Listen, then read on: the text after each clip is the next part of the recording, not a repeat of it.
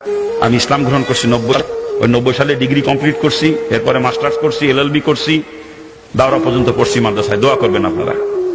আমার কলেজের চাকরি হয়েছিল MA পাস করার পরে। দেশে চাকরিও ছেড়ে দিচ্ছি, মেয়েদেরকে পড়ানো লাগে, পর্দার খেলাফ হয়, চাকরি ছেড়ে দিচ্ছি। দিয়ে চরমনার মরহুম পীর সাহেবের পরামর্শে মাদ্রাসায় ভর্তি হয়ে দাওরা পর্যন্ত পড়াশোনা করছি। জাহান্নামের এক মুহূর্তের আযাব কারো পক্ষে সহ্য করা সম্ভব না।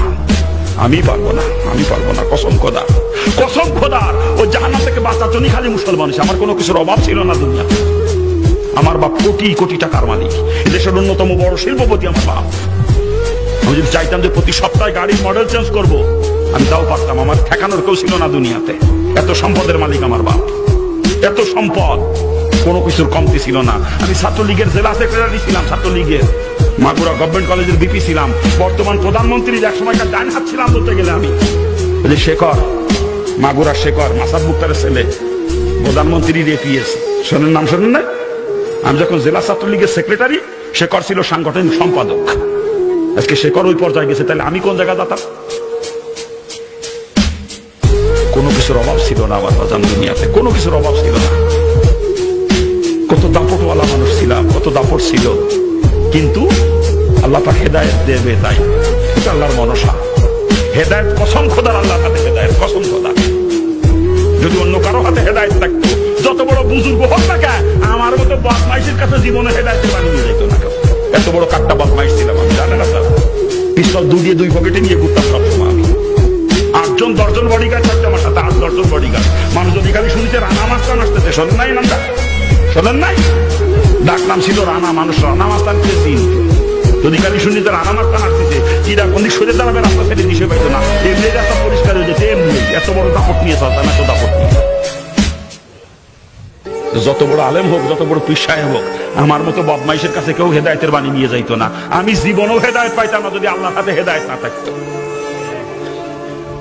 আল্লাহ কুদরতি হাতে আমার মতো কাট্টা বদমাইশকে আল্লাহ পাক জাহান্নাম থেকে বাঁচাইছে। এটা আল্লাহ পাকের ইশারা। মানে আমি গল্পের বই কি মনে করে রসুলের জীবনী কিনি না? কি জন্য বলেন? রসুলের জীবনী পড়তে যাবো কোন দুঃখে আমি, হিন্দুর বাচ্চা হইয়া? কিন্তু গল্পের বই মনে করে কিনে নিয়ে আসছিলাম রসুলের জীবনী, গল্পের বই। আগে থেকে গল্পের বই পড়া নিশা ছিল, গল্পের বই পড়া মনে করছিলাম ওটা গল্পের বই। বইটার নাম হলো যে ফুলের খুশবুতে সারা জাহান মাতোয়ারা। মনে করছিলাম আসলে যে কোনো ফুল নিয়ে হয়তো বইটা লেখা। কেমন সেই ফুল কোথায় পাওয়া যায় জানার জন্য কিনে নিয়ে আসছিলাম। কিনে আনি পড়ে দেখি আমিও সেই ফুলের জন্য পাগল হয়ে গেলাম। রসুলকে ফুলের সঙ্গে তুলনা করে, রসুলের আকলাকে ফুলের সুঘ্রাণের সঙ্গে তুলনা করে বইয়ের নাম দিয়েছে যে এই ফুলের খুশবুতে সারা জাহান মাতোয়ারা। ওটাই আমার পড়া সর্বপ্রথম ধর্মীয় বই, রসুলের জীবনী। আর এত মজা লাগে, পরপর 4 বার বই, যত পড়ি পড়তেই মন চায়। এরপরে ইসলামের দিকে আকৃষ্ট হয়ে যায়। তখন থেকে ইসলামী বই পুস্তক পড়তে শুরু করি। আর ইসলামী বই পুস্তক পড়তে যাইয়ে বিভিন্ন কিতাবে জাহান্নামের যে বিবরণ করছি, ও জাহান্নামের এক মুহূর্তের আযাব কোনো মানুষের পক্ষে সহ্য করা সম্ভব না। আমি পারবো না, আমি পারবো না, কসম খোদার। ও জাহান্নাম থেকে বাঁচার জন্যই খালি মুসলমান হচ্ছি, কসম খোদার।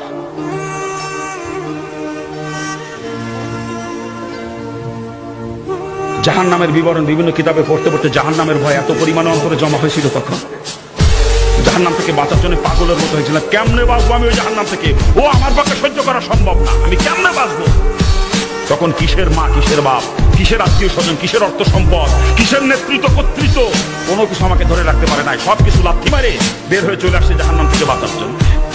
শুধুমাত্র জাহান্নাম থেকে বাঁচার জন্য মুসলমান, কসম খোদা। ওই জাহান্নামের এক মুহূর্তের আযাব আমি সহ্য করতে পারবো না। পাও দিকেন ধরে করছি, পাও দিকেন ধরে দুনিয়া ছাড়াই লাগবে। কি দুনিয়া থাকতে পারবেন? তো থাকতে পারবেন? কিছু নিয়ে যাইতে পারবেন সাথে করে? ছাড়াই লাগবে, বাধ্যতামূলক। অতএব সময় থাকতে দুনিয়া ছাড়েন। যদি জাহান্নাম থেকে বাঁচতে মন চায়, নিয়ে তো যাইতে পারবেন না, থাকতেও পারবেন না।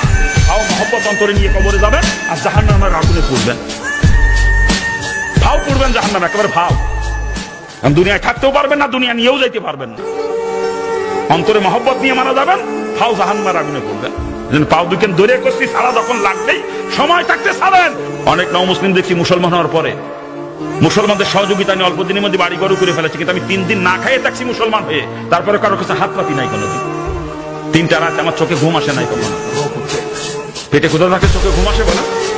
সারা রাত জায়নামাজে চোখের পানি জ্বলেছি, জায়নামাজে বসে দোয়া করছে, না তোমার উপরে বিশ্বাস কিন্তু মুসলমান ছি, তুমি তো রিজিকের জিম্মাদার, তুমি খানার ব্যবস্থা করে দাও। 3 দিন 3 রাত কানতে কানতে আল্লাহ চোখের পানি কবুল করছে, লজিং এর ব্যবস্থা হয়ে গেছে। 7 দিনে যে লজিং বাড়ি বাদ খাচ্ছি 3 দিন না খেয়ে থাকার পর, এরপরে টিউশনি করে করে পড়ার খরচ চলাচ্ছি মুসলমান হওয়ার পর, তবু হাত পাতি না, হাত পাতে পারি নাই কারো কাছে। একটা চিন্তা করি, আমার বাপ এত বড় ধনী মানুষ, আজকে আমি যদি হাত পাতি হিন্দুরা টিটকেরি করবে, দেখছো এত বড় লোকের ছেলে আর আজকে মুসলমানে বিক্রি করে বাচ্চা কিন্তু ইসলামের বেইজ্জতি হয়ে যাবে। ইসলাম তো ভিক্ষাবৃত্তির ধর্ম না, যে ইসলামের জন্য বাপ সারছি, মা সারছি, আত্মীয় স্বজন ত্যাগ করছি, বাপের কোটি কোটি টাকা সম্পদ ত্যাগ করছি, আবার আমার কারণে ইসলামের বেইজ্জতি অসম্ভব। আমি না খেয়ে মরে যাবো, তবুও হাত পেতে কখন ইসলামকে কলঙ্কিত করবো না। দোয়া করেন আল্লাহ যেন কোনোদিন কারো মোকাবেক্ষা আমাকে না করে। কি করবেন না দোয়া? কি করবেন না?